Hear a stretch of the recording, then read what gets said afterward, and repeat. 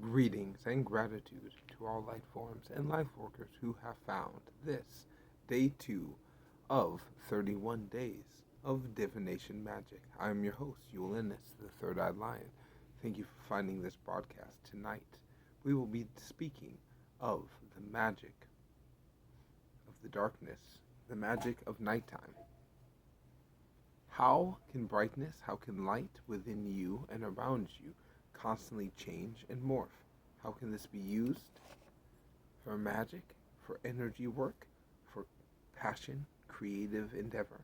How can you incorporate the silence, the darkness, the fury, the mystery, and the unknown into your divination readings? Well, one is to do them outside at night. Not everyone can or wants to do readings in this style, but throughout history, divination generally is done at dawn, dusk, or midnight. I like to add 12 noon to add it up a little bit.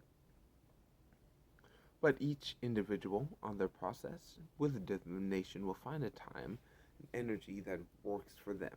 That is the right frequency, the right energy that they themselves can master and amplify to the highest level. The more you work with nighttime, shadows, darknesses, mysteries, the unknown, you will learn more about yourself, learning more about how you bring light into this world, how you show up, how you create,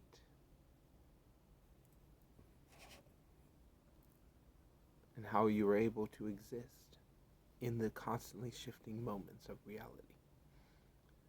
Even when darkness shrouds the land and mystery falls like sand in an hourglass with each second, becomes a little bit less precise, a little bit harder to tell when the rice is done. But look around you at night with tarot, with the runes, with oracle cards, whatever system of divination you're using, this night sky should appear in that system in some way. There should be a correspondence between the moon or other nighttime entities in what system you use. How can you incorporate these moonic, lunar, nighttime symbols into this night energy? Well, by finding the nocturnal aspect of yourself. What is the part of you that is always functioning at night? What part of you constantly exists in the night realm, even at 12 noon? Some part of us is nightly in aspect, and some of us is daily in aspect. How can you best bring these aspects in a harmonic marriage? That's an individual question that you need to ask for yourself.